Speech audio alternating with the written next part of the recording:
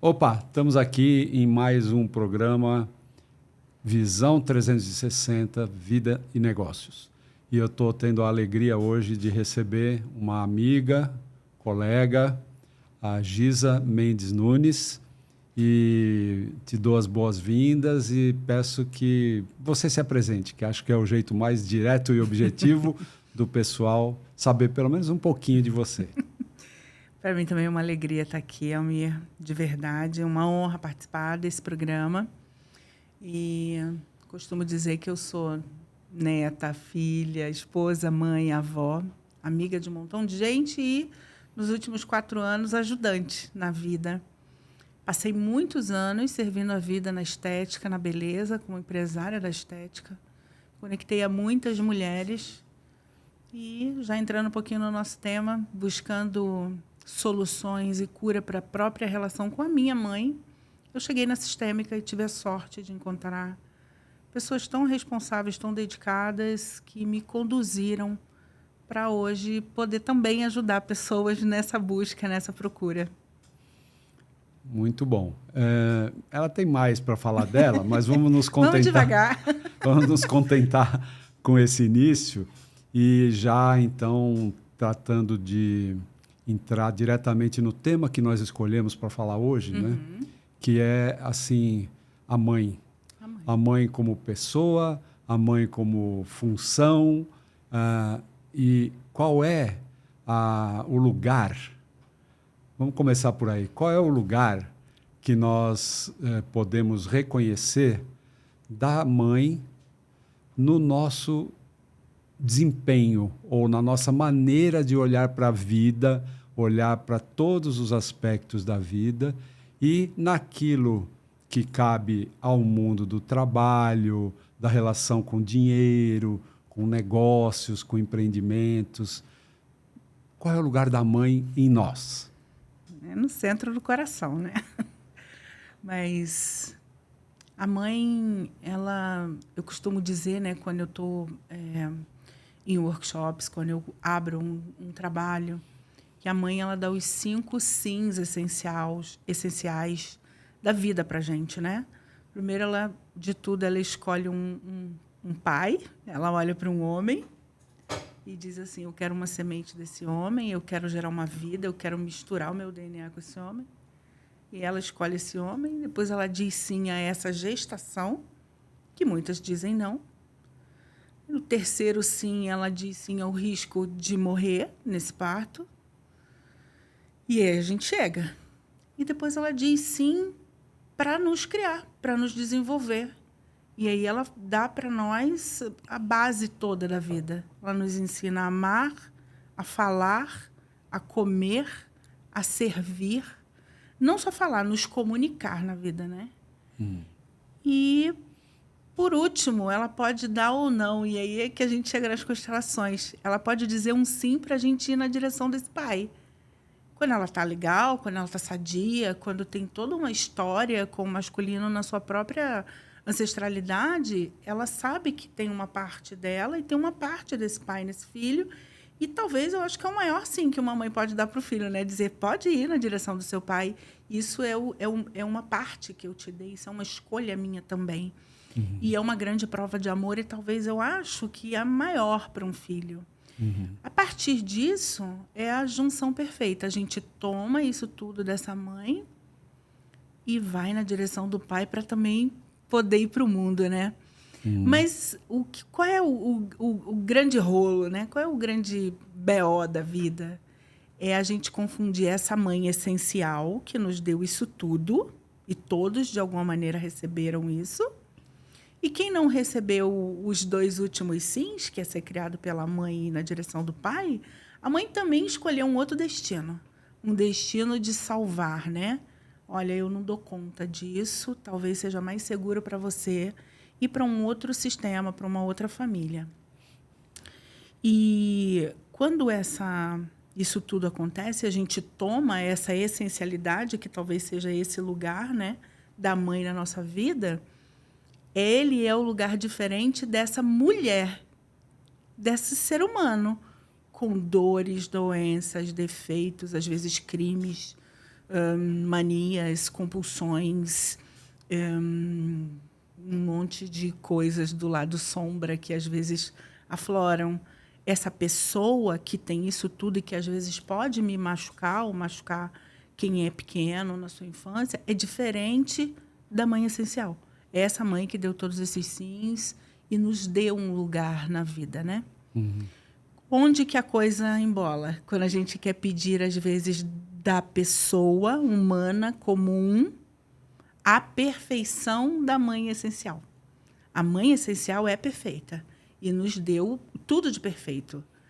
A pessoa, a mulher, a dona Joana, a dona Maria, a dona Joaquina, não. Assim como nós também não somos, como humanos, né? Uhum. E essa exigência de que essa mãe seja perfeita e que ela tenha todas as luzes e cores e brilhos e riquezas e me dê tudo o que eu espero, me joga nessa vala comum também de sombra igualzinha que eu julgo que ela tem. Uhum. E é aí que a gente precisa nos resgatar. E não tem ninguém para fazer isso. É a gente que tem que ficar adulto e dizer, epa, tem alguma coisa que não está funcionando comigo. Cadê minha mãe dentro dessa história? Deixa eu resgatar isso. É justamente quando a gente, muitas vezes, encontra um bom constelador para dizer, vamos fazer essa rota, que essa rota eu conheço. Uhum. Pois então, bom, você levantou algumas bolas aí, né?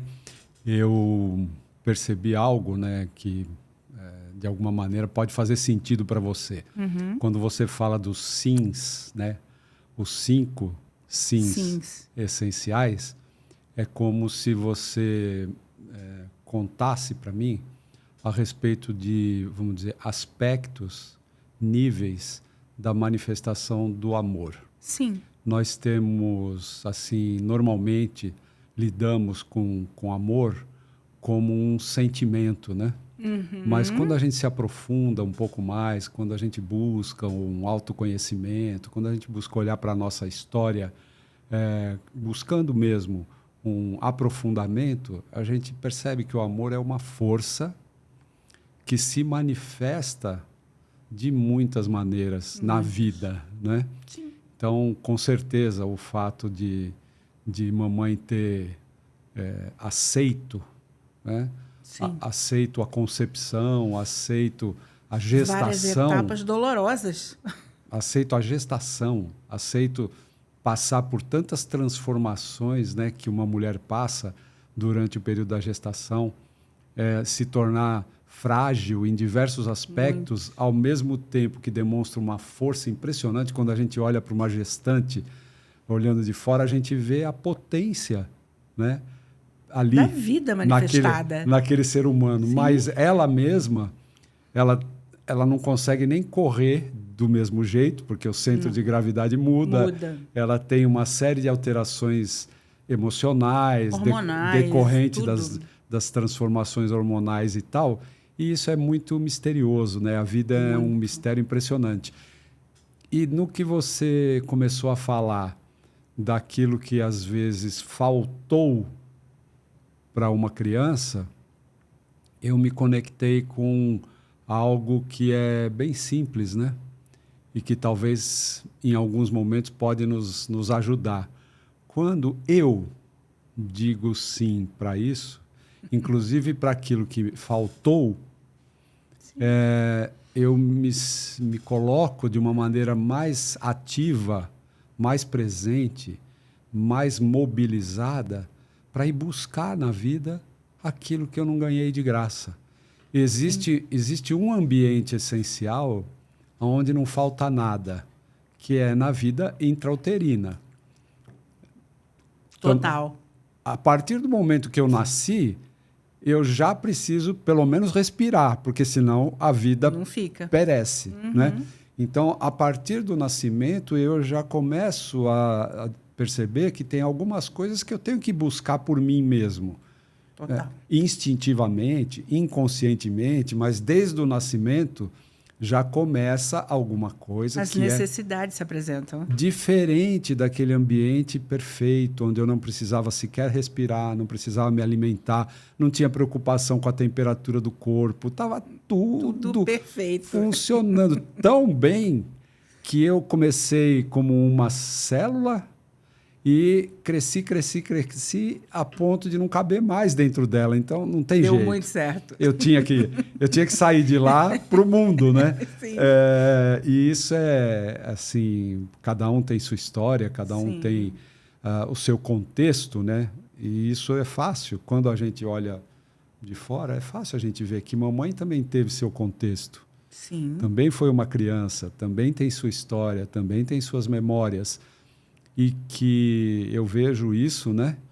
Que cada uma das pessoas que a gente encontra na vida, que vem procurar ajuda de alguma forma, a gente percebe que entre essas pessoas, as que são mães, elas estão fazendo exatamente o que a mãe delas fez. Elas estão dando tudo. Tudo. Estão dando tudo.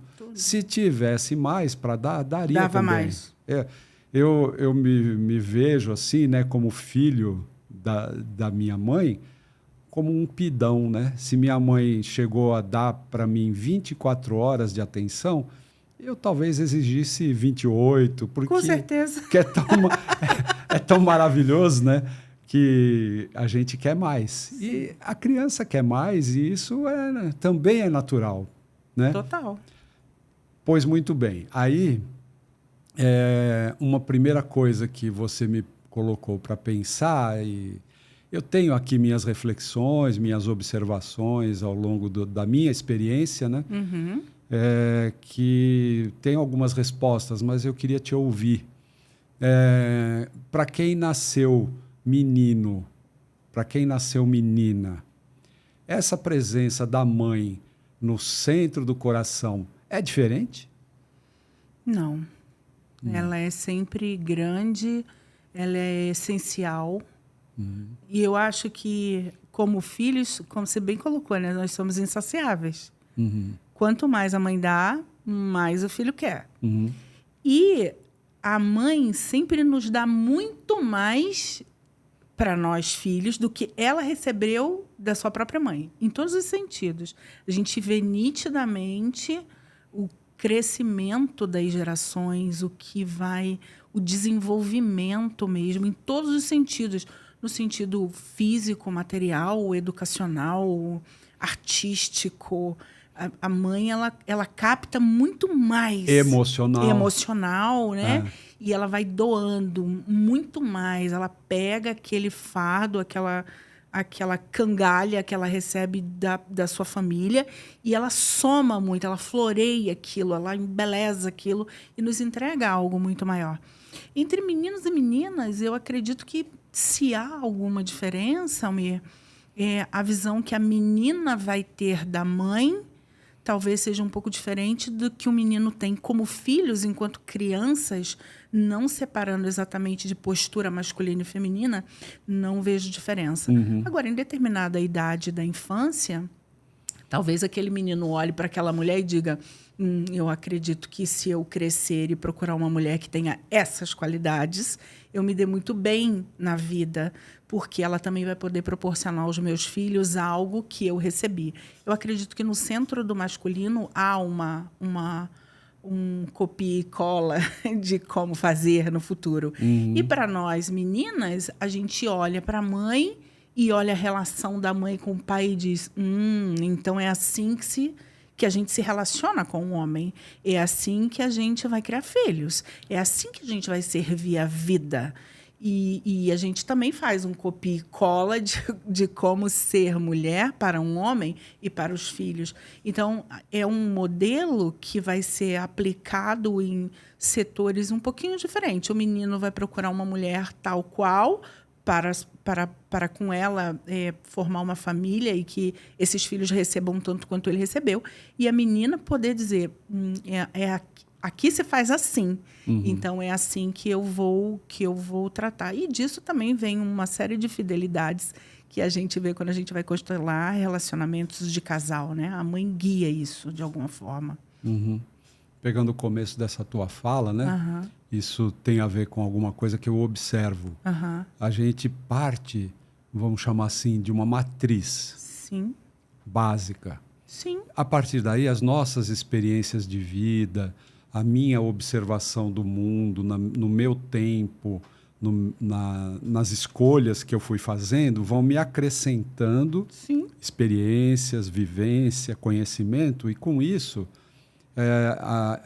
eu não tenho uma visão fatalista, determinista, quer dizer, eu não estou condenado ou fadado a repetir experiências, eu estou acrescentando alguma coisa, e com isso eu posso chegar nesse lugar que você disse na tua primeira fala, que é o de entregar para a geração futura mais do que eu recebi. Muito mais. Porque a vida me acrescenta, a experiência me acrescenta, né?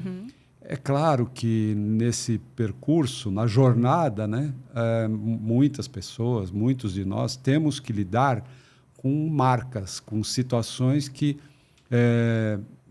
digamos, se mamãe sofreu isto ou aquilo, é claro que quando ela passa adiante a vida, ela tenta passar algo melhor. Portanto, é visível também quando a gente...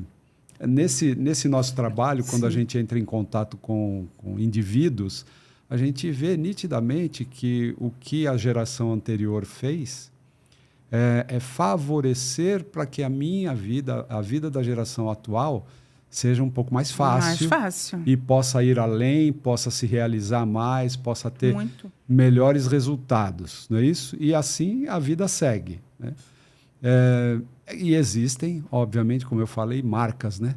E estas marcas, elas são absolutamente, vamos dizer, possíveis de ser devidamente tratadas, devidamente reparadas, né? Mas aí é o que você também já disse. Uma iniciativa que cabe a cada um de nós. Cada um. No sentido de ter a disposição, ter a coragem, ter amor suficiente para dizer, não, eu vou resolver isso aqui. E não me perder da mãe essencial. E quando eu me perco da mãe essencial, eu estou perdido na vida. Não, você perdeu o mapa, perdeu a referência, perdeu o norte, o coração fica vazio, você fica enfraquecido. Você descolou digamos assim, da árvore. Você é um fruto que ainda não chegou no seu ápice e descola da árvore. E o mais interessante é que isso é apenas uma imagem, né? Porque, na verdade, o nosso GPS, ele está instalado.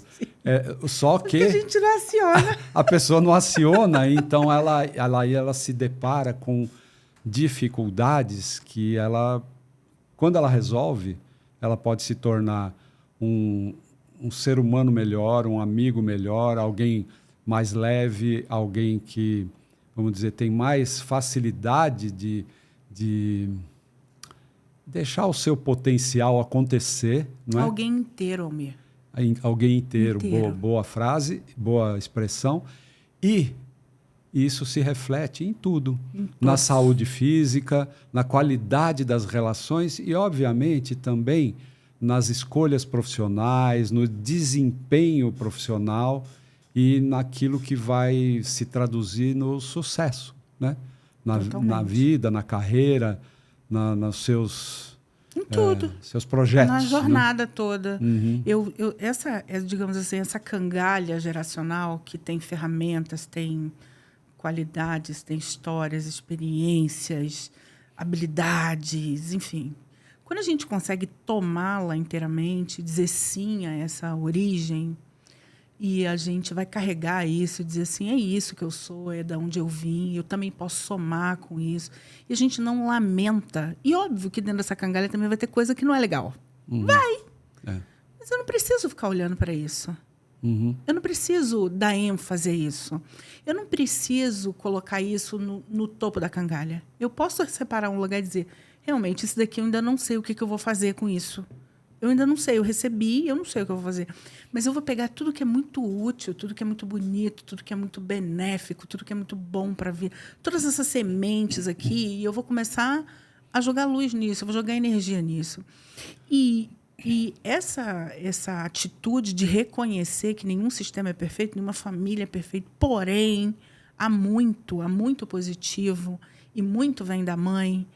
E a gente também aprende a servir a vida, que vai nos colocar neste lugar de responsabilidade, Almir, para a gente dizer assim, bom, tem esse monte de ferramenta, esse monte de trem quebrado aqui, que devagar eu vou pegar um por um e vou dar um bom destino. E isso move a gente para o mais. Isso move a gente para a vida que dá certo. Porque tem gente, inclusive a gente falou sobre esses dias sobre isso, né? Que, de repente, criou-se uma fila monstruosa e gigantesca de todas as mães são narcisistas. Todas as mães agora são narcisistas. Mas são essas pessoas que estão olhando para essa parte que não é muito legal da cangalha. Que está neles também. Sim.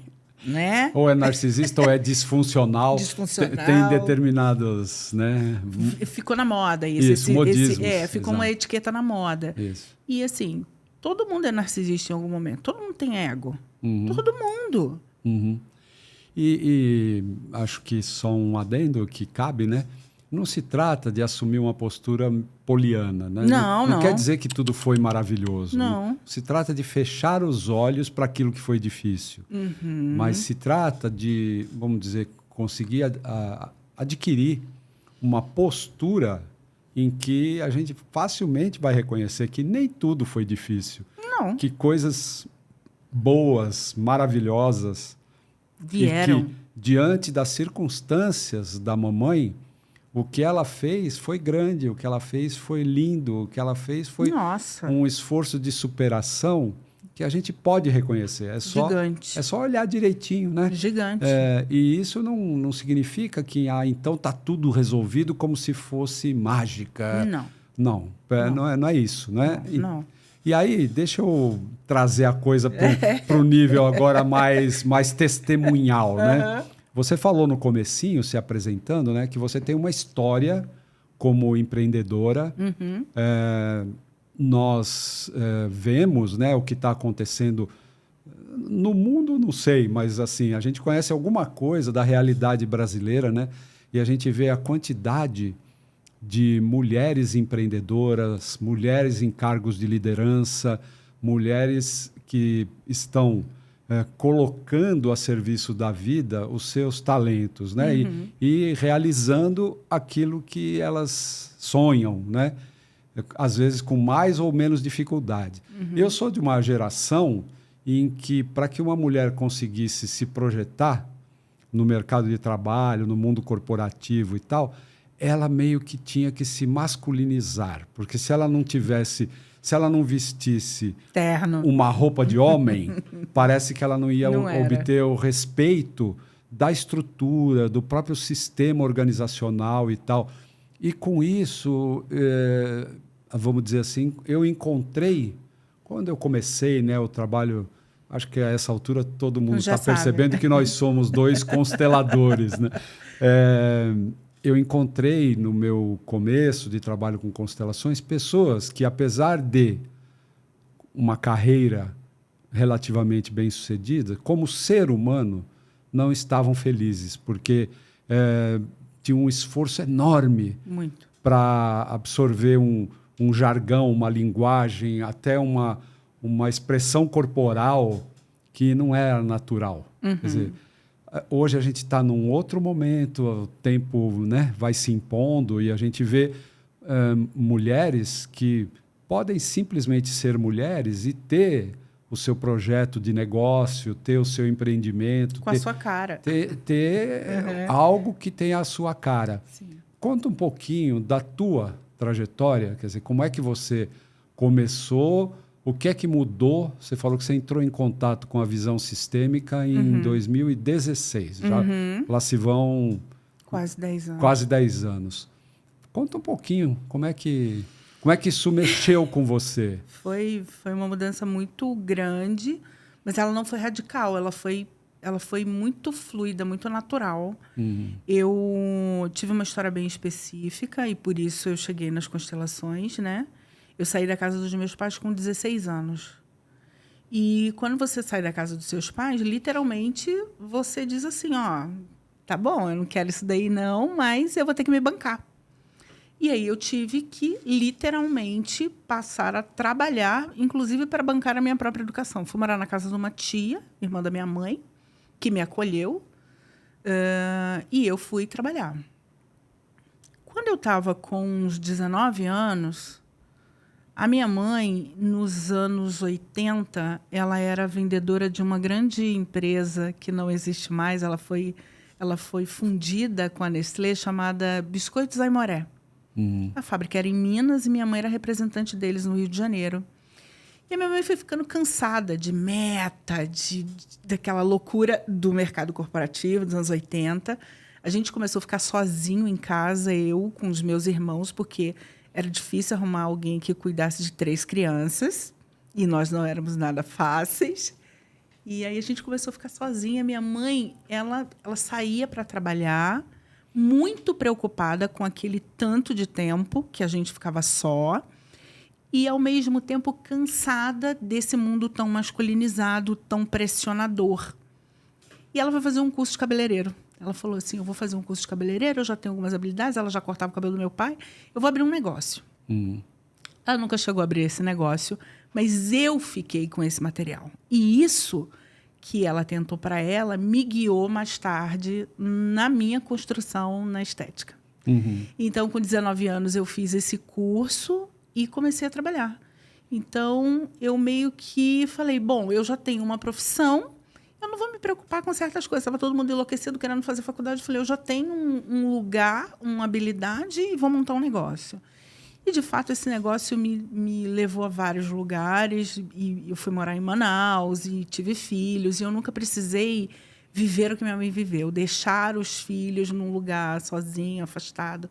Eu fui adaptando toda a minha vida para as minhas filhas caberem dentro da minha carreira. Quando chegou em 2010, eu entrei no meu segundo casamento. E aí era uma outra estrutura, uma outra relação. A princípio, a gente não pensava em ter filhos. E, de repente, bateu uma loucura na gente. Vai acabar esse tempo, vamos aproveitar, vamos ter um filho. E aí chegou a minha filha caçula, que eu também tive a oportunidade de diminuir todo o trabalho, ficar em casa, dar atenção. E eu praticamente parei a minha vida profissional por uns 3 anos. E quando essa criança já estava com quase 4 anos, eu voltei com tudo e criei uma empresa muito maior e me desenvolvi, fiz tudo que eu queria. E eu quero deixar, acho que é importante falar isso, né? Tudo que eu fiz profissionalmente foi amparado, primeiro, por essa primeira iniciativa da minha mãe, que eu lembrava da minha mãe nessa angústia de deixar a gente só, e muito amparado pelo meu marido. Eu acho que é muito importante, e tem mulher que tem choro e ranger de dentes para admitir isso, o quanto os homens são dedicados e habilidosos, corteses mesmo, com a gente quando a gente resolve empreender. Quando a gente diz assim, eu tenho um projeto, eu ainda não tenho grana suficiente para isso. Eu preciso do carro emprestado, eu preciso de um cartão emprestado. Quantas vezes os homens se colocam nesse lugar para dar esse suporte, literalmente servindo de degrau mesmo, para que a gente possa subir. E nesse mercado, lidando com mulheres, e depois quando eu cheguei na Sistêmica, eu percebi o quanto era também pela minha mãe. O servir a vida, ajudando, embelezando outras mulheres, ajudando outras mulheres, ajudando na autoestima dessas mulheres. E como que eu ouvia, como que era essa relação. Quando eu cheguei mais ou menos nos 30 e tantos anos, né? Tem um negócio dos setênios, né? Nos 35 anos, foi bater naqueles negócios tipo, eu estou subutilizada, eu não quero mais isso, não sei o quê. E aí eu vi um vídeo chamado A Mãe Tem a Face do Sucesso, que é uma das frases mais famosas do Bert Hellinger em relação à mãe. E quando eu vi aquele vídeo, aquilo me atravessou. Embora eu estava muito bem, as coisas estavam... Mas eu tinha uma desconexão lá na raiz com a minha mãe e eu não entendia como que eu conseguiria reverter isso. Porque eu não olhava para a mãe essencial. Eu olhava para a Lúcia Helena, a pessoa. E a pessoa, ela não tinha deixado marcas, ela mesma tinha as suas marcas gigantescas e, obviamente, em algum momento isso ia transbordar em quem estivesse ao redor, mas eu não conseguia olhar para a mãe essencial. E quando eu cheguei nas constelações, que eu comecei a entender o tamanho disso, que eu literalmente pude olhar por outro ângulo para minha mãe, eu fui me surpreendendo. É como se literalmente ela tivesse encoberta de toda aquela quinquilharia da cangalha e eu nunca tivesse olhado realmente para o tamanho dela.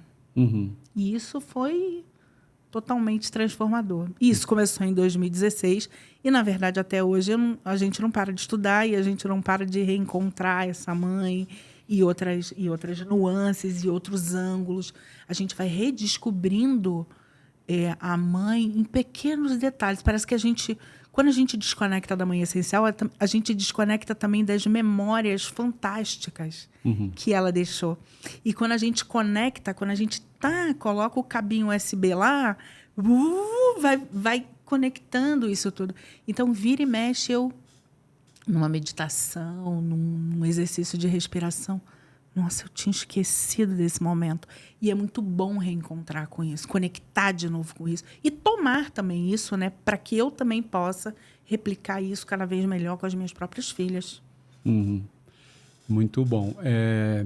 Bom, então, quer dizer, você teve que sair de casa, porém, parece que você nem saiu totalmente. Não. Mas em algum momento você começou a conscientemente voltar para casa, né? Foi.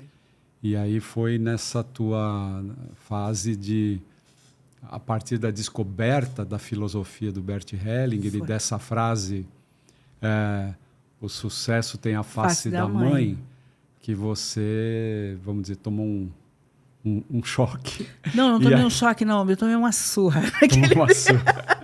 E eu mandei esse vídeo pro meu irmão e meu irmão, tipo assim, e daí? E daí? O que quer dizer isso? Era entendeu? para você. Muito bem. E aí, de lá para cá, essa coisa de olhar para o que pode representar o sucesso, como é que hoje você entende, como é que você define, como é que você estabelece para si mesma aquilo que seria sucesso? O sucesso. Quando o Bert fala o sucesso sem a face da mãe, para mim está diretamente ligado a essa realidade da nossa origem. Né? E a gente costuma falar isso, como você falou, somos consteladores, né? Tem várias formas de êxito na vida. Nascer é um êxito, estar vivo é um êxito, ter saúde. São muitos êxitos que a gente tem e que eles parece que ficam banalizados numa cultura onde só números ou cifras ou lugares ou viagens, isso tudo também é êxito. Mas são êxitos, digamos assim, secundários. Os êxitos, vamos falar em secundários essenciais, os êxitos essenciais, antes de tudo, e para mim, originalmente, legitimamente, agora, é estar no nosso verdadeiro lugar de força na vida. Esse verdadeiro lugar de força é o quê? Eu estar na frente da minha mãe e do meu pai. E com os meus irmãos na minha lateral. Esse quadradinho que é meu e somente meu, onde eu estou potente, onde é o meu grande carregador, a minha grande fonte de abastecimento, que eu me coloco e que eu estou na ponta de toda uma história e misto com Jorge e Lúcia aqui agora.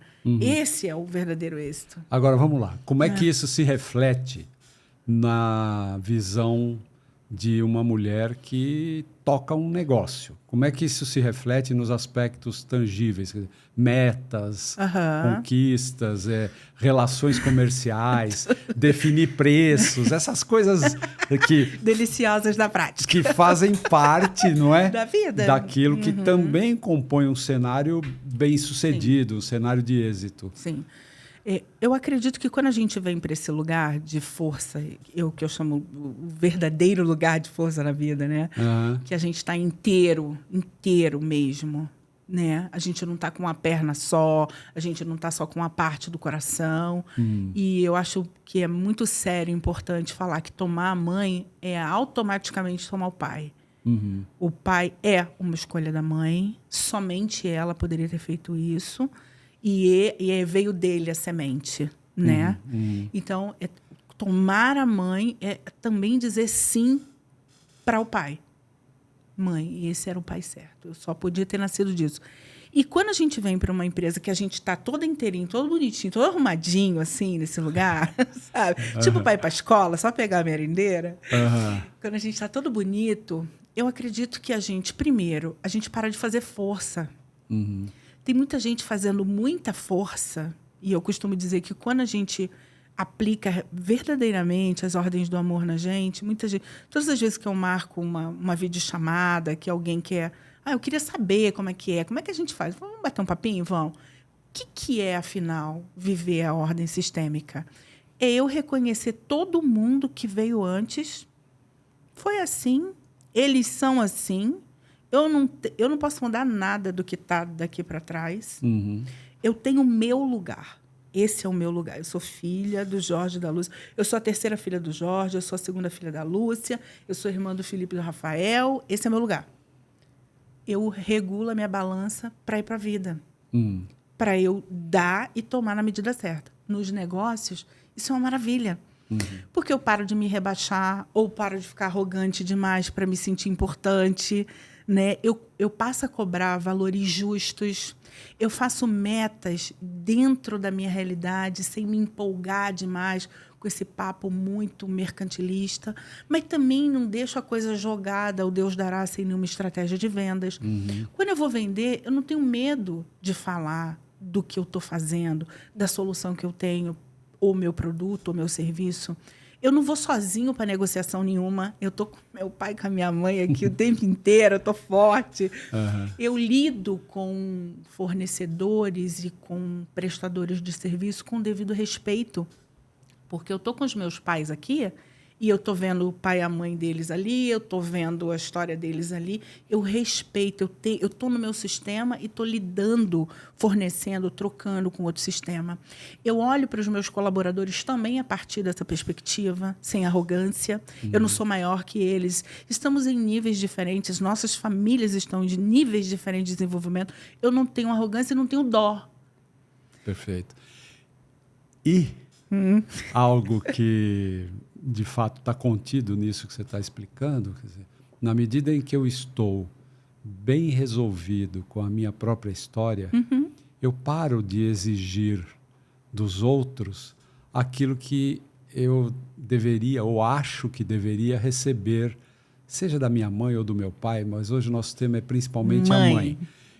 Quando eu não trato adequadamente esse meu olhar para a minha história, eu tenho uma postura diante do que está fora de mim, parece que o mundo me deve aquilo que eu acho que minha mãe me deve. Então, por exemplo, eu abraço uma causa, seja para desenvolver uma empresa, e assim, a minha causa é maravilhosa. Como é que o mundo não reconhece? Como é que o mundo não paga aquilo que eu Mamãe, por digo favor, que me tem que aplauda. pagar? Ou seja, a pessoa está buscando no lugar errado aquilo que não faz bem para ela em relação ao seu próprio passado. Como você disse, né? Sim. Quando você para de exigir que o passado tivesse sido diferente do que foi, você coloca a sua energia toda para olhar, bom, a partir daqui, que é o ponto onde eu estou, o que tem diante de mim, que escolhas eu tenho para fazer, onde é que eu posso me posicionar da maneira mais adequada para mim e para quem está ao redor de mim. Aí você falou de fornecedor, de parceiro, de terceiros e etc. Sim, não é isso? Sim, totalmente. Né? Totalmente. Então, a pessoa não se omite diante de coisas que ela tem que decidir, decisões que ela precisa tomar, e, ao mesmo tempo, não está na expectativa de alguém faça por ela o que a mamãe não fez. Especialmente, né? Não é isso? Especialmente. E olhar para a mãe através dos olhos da criança, de que ela é grande, de que ela é forte, mas também está com o pé bem firme aqui na vida adulta, diante da sua responsabilidade, do seu trecho de carregar a cangalha, de agradecimento, porque os pais fizeram o que deram conta de fazer na medida que puderam, que tinham consciência e que nossos pais nunca serão capazes de compreender tudo que, como filho, desejamos, queremos e idealizamos.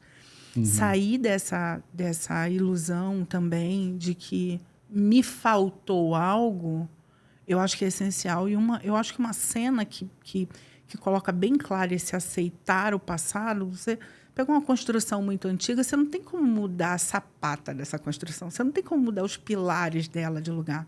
Você pode fazer algumas reformas dentro? Pode. Você não vai poder trocar essa casa de lugar. Então, entender o que me cabe nesse lugar que eu estou e para frente é altamente libertador e respeitador com os pais. Muito, muito respeitador com a ordem natural da vida. E muita gente sai desse lugar, eu não sei se ou por inconsciência ou por conveniência, mas gosta mais da lamentação do que da ação em si transformadora, né? Sim, sim. E também me preserva da possibilidade de eu colocar expectativas muito altas, seja nas metas do meu negócio, seja em relação ao meu casamento, seja Sim. em relação à minha performance em tudo na vida, né?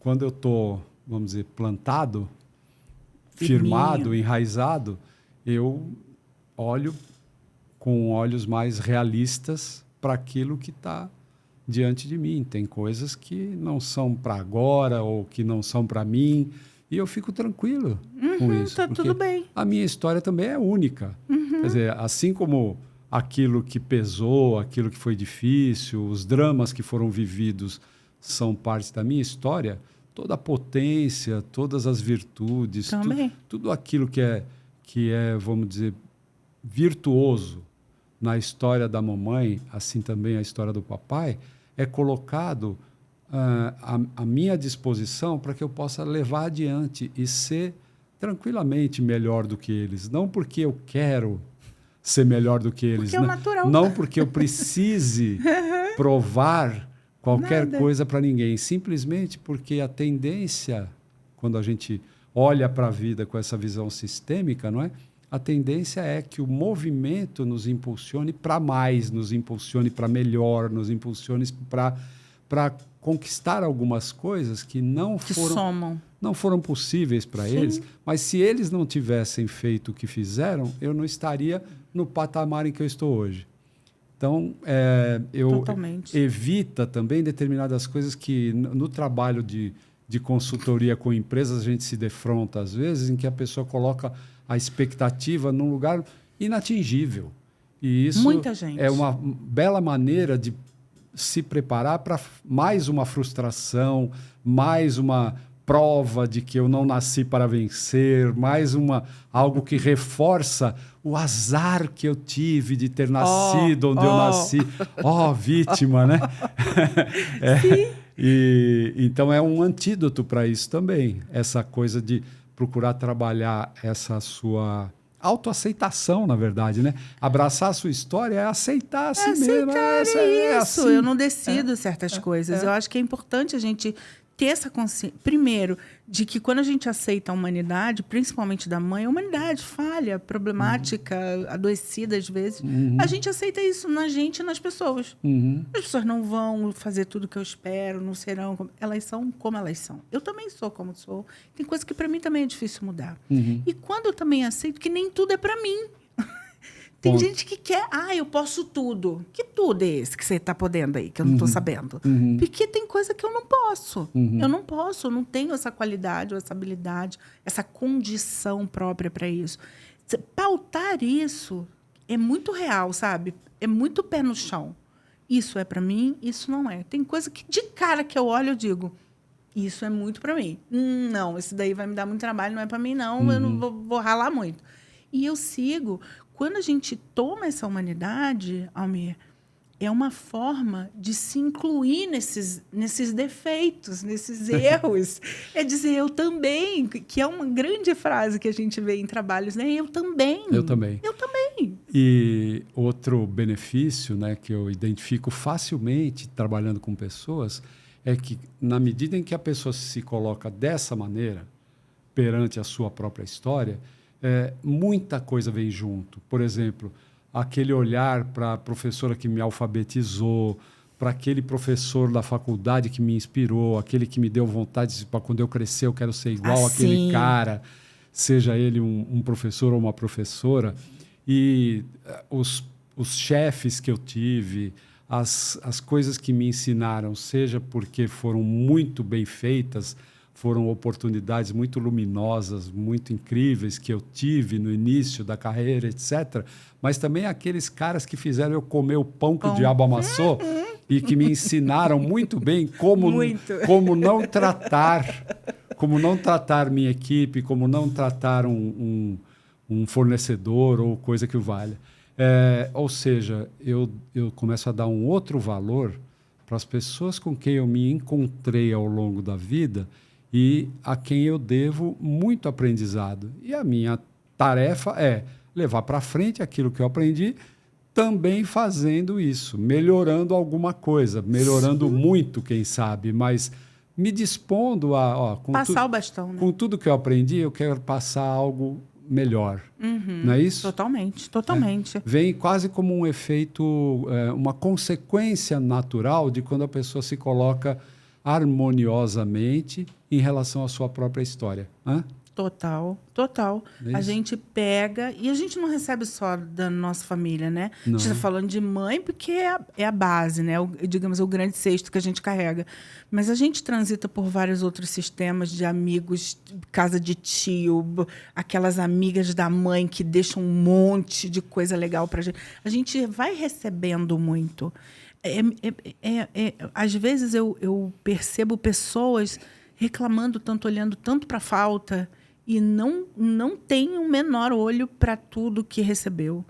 E nesse caminho de receber e trocar e a minha mãe ela dizia uma frase que me guiou durante muito tempo, e muita coisa. Tem coisa que a gente vai aprender que é chato, é ruim, é sacal.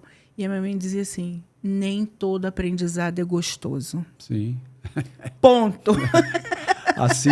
Assim como na vida adulta, nem tudo que você faz é gostoso de fazer. Mas tem que fazer, tem que fazer. Quem é que gosta de passar uma roupa? Mas quem é que gosta de vestir uma roupa bem passada, não é? Enfim, aí tem um outro aspecto que eu acho precioso, que é o reconhecimento daquelas pessoas que me deram amor de mãe e que não são a minha mãe biológica. Por exemplo, quando você saiu da casa dos seus pais, você foi morar com quem? Com a minha tia. Com uma tia. Que é uma mãezona. Se a gente olha assim para a nossa história, por exemplo, as irmãs da minha mãe, mesmo eu sendo criado pelos meus pais e minha mãe ter a importância que tem, as minhas tias cuidavam de mim do jeitinho que elas cuidavam dos filhos delas. Então, aquela pessoa que foi adotada, aquela pessoa que foi criada pela avó e acha a avó maravilhosa, mas não quer nem pensar na mãe, imagina, se a mãe não tivesse a dificuldade que teve, como é que ela poderia ter tudo que ela recebeu daquela avó maravilhosa?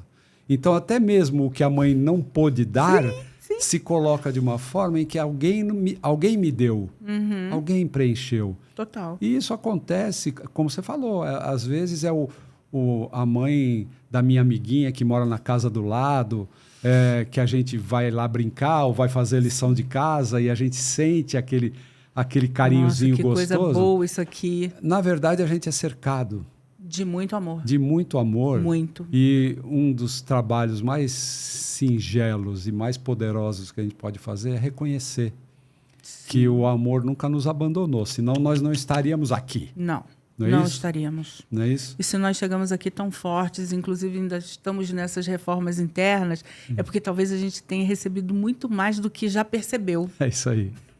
Né? Muito bem. Muito bom. O que mais? Eu acho que um aspecto interessante de falar com a mãe, Elmir, é o que ela deixa principalmente para as meninas, né? Essa orientação para a vida, para o feminino, que anda tão machucado, tão atacado de tantas formas, né? Esse apaziguamento no coração, tanto na vida empresarial, como na vida amorosa, como na relação com os filhos, com as amigas, com as mulheres.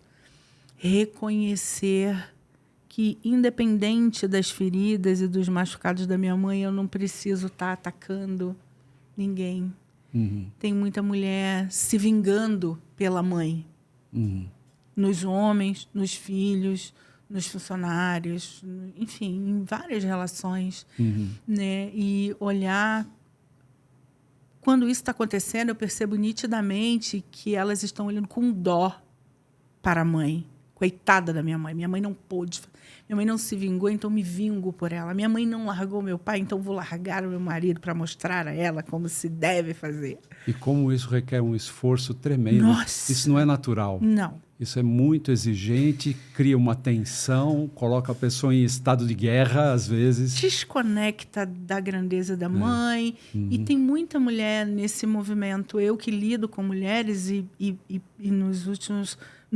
Nos anos que morei em Manaus, né, os últimos 7 anos em Manaus foi educando, né, educação profissionalizante. Então, eram mulheres que, às vezes, chegavam, elas não estavam encantadas com a possibilidade de aprender uma nova profissão e, a partir daquilo, fazer dinheiro e renda, mudar a sua vida. Muitas já chegavam assim, eu tenho muitas bocas a calar. Certo.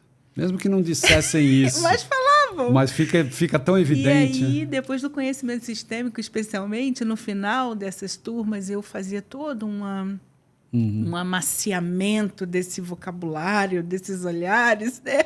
Para dizer assim, ó, não precisa ser assim, sabe? Ela deu conta, ela é grande, ela sabe. O que você acredita que é, não é exatamente o que é. E isso, eu acredito que ajudou muita gente a... Eu não sei se exatamente mudar, mas pelo menos... Olha, eu nunca tinha pensado nisso. Isso já é um bom começo, né? Deixar uma informação que gera questionamento. Reflexão. Isso. Então, eu acredito que, antes de qualquer coisa, olhar para a mãe sem querer protegê-la, vingá-la, superá-la. Não é nada disso. É só dizer sim. Sim.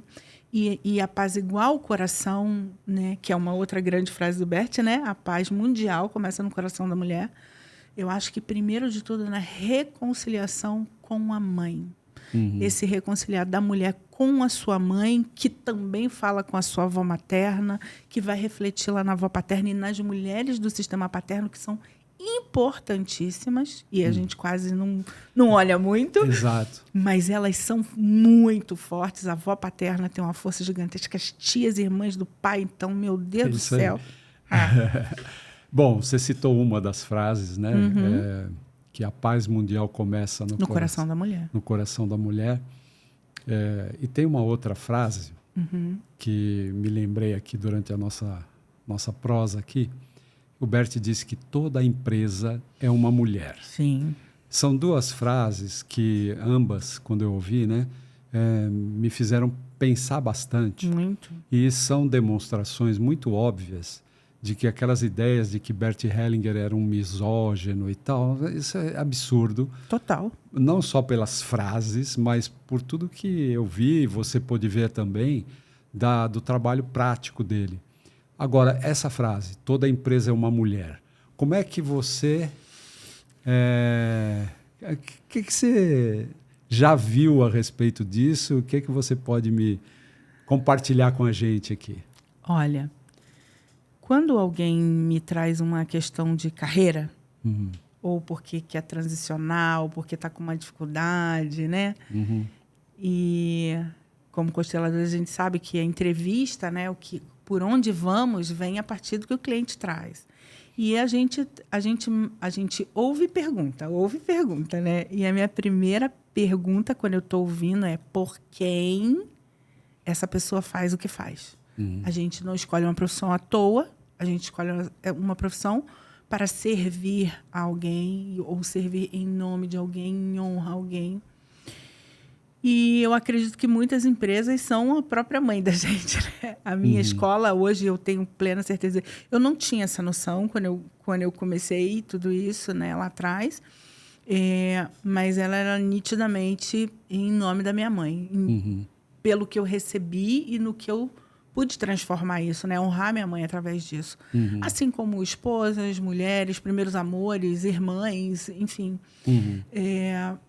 Eu acho que a mulher... no lugar não maior, mas num ponto muito específico do servir a vida como força divina, né? a gestação, gerar uma outra pessoa, está dentro da gente, né? Eu digo que a força telúrica está dentro do útero feminino, né? Ele toma uma semente e transforma. Devido a isso, essa ligação, e o que é uma empresa? Ela gera algo, ela gera um serviço, ela gera oportunidades, ela gera um sistema. Então, eu acho que é muito devida essa frase. E nos meus atendimentos e também na minha experiência guiando mulheres, ensinando a profissão mulheres, todas, muitas eram pela mãe, pela avó e pela filha. Uhum. Bom, eu acrescento a isso pouca coisa, mas uma leitura que para mim é bem essencial, está ligada a algo que não tenho bem certeza em qual dos livros do Bert ele descreve. Ele diz que, na verdade, a mulher representa a terra e o que o homem faz é lavrar a terra. Sem dúvida. E então eu pego essa outra frase, que toda empresa é uma mulher, porque o que a gente encontra, até pelo que você acabou de dizer com suas palavras, a mulher está no centro da vida. No centro da vida. E qual é o movimento do masculino? É o de ir, é o de se lançar, é o de se arriscar. Então, aquele espírito empreendedor de quem vai é como aquele pai que vai para poder trazer para aquele feminino que está trabalhando com o essencial a necessária tranquilidade, a necessária retribuição. Então, é como se seja você a mulher que tem dentro de si seu pai e sua mãe, seja eu que tenho em mim meu pai e minha mãe, é como se toda aquela energia, todo o motor, vamos dizer, que tem a ver com o ambiente masculino, se colocasse a serviço do feminino, que também mora em mim, que também mora em você. Sim. Ou seja, eu estou fazendo aquilo que eu posso, porque é só o que eu posso, diante de uma grandeza que só o feminino pode fazer. Então, seja por homenagem à minha esposa, seja em homenagem à minha mãe, ou o que quer que Filha, eu sobrinha, vá avó. buscar, né? Eu concordo. Depois de muito refletir e também de muito observar empreendedoras e empreendedores, eu concordo com essa frase. Toda empresa é uma mulher. Sim. Agora, isso muito, né? Numa linguagem simbólica, mas também numa linguagem arquetípica, mais profunda. Exato, né? arquetípica, essa é a palavra. Que se trata do quê? De uma maneira da vida funcionar. Uhum. Não é isso?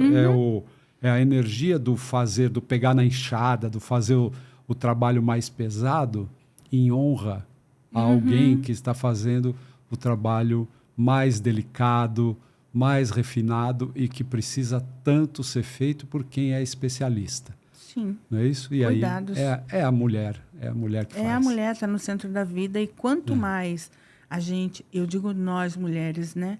E eu falo muito para mulheres, quanto mais a gente toma a mãe e a avó,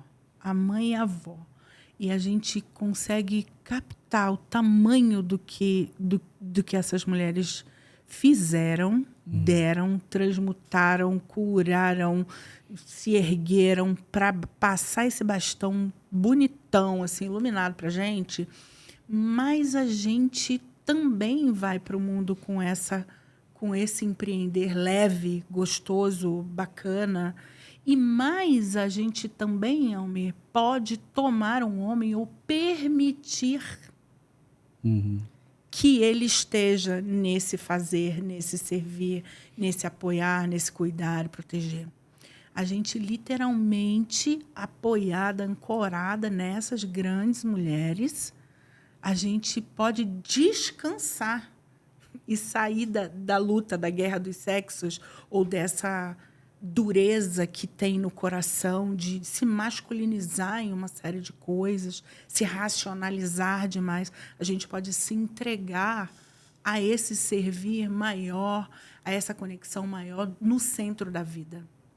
Isso traz uma alegria genuína, isso traz uma pacificação no cardíaco, que a gente fica fluida.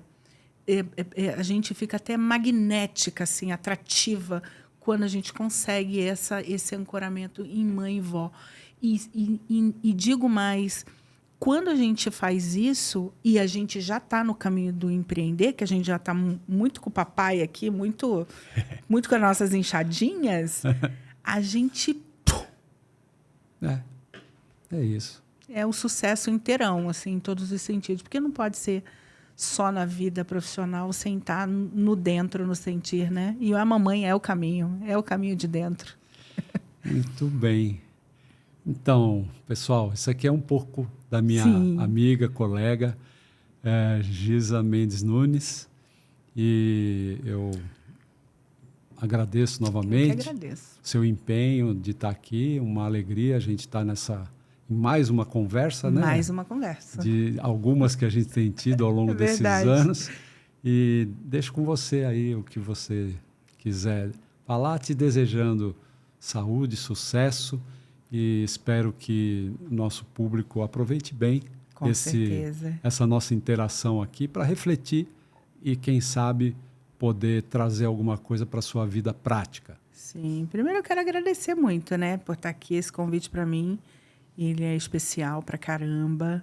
Eu admiro muito o seu trabalho, muito mesmo. E toda a transformação que se deu, a prática mesmo, o aprendizado. Eu sempre digo isso, eu aprendi com um montão de gente, mas assim, o centro do aprender a constelar, estar em campo, a responsabilidade, a atenção, a ética, estar ancorada nas ordens do amor, da ajuda hellingeriana, foi com você. Então, para mim, é uma grande alegria estar aqui conversando sobre tudo isso, né, que a gente vem falando em tantos âmbitos, de tudo, de todos os colegas que eu conheci, de todas as pessoas também que eu já pude ajudar, com que recebi, do tanto que recebi de você, do Instituto. E é uma alegria para mim servir a vida. Isso não só pôde me reconstruir, como eu também pude passar esse bastão adiante e levar essa ajuda também para outras pessoas. Então, uma grande alegria, quero agradecer a todo mundo. E sempre que me chamar, eu venho. Muito bom. E aguardem, logo mais teremos, quem sabe, teremos de novo a Giza aqui com a gente e teremos outros convidados. Espero que sempre com esse nível que a gente teve aqui de profundidade, de qualidade, de atenção. Muito obrigado, amigo. Valeu.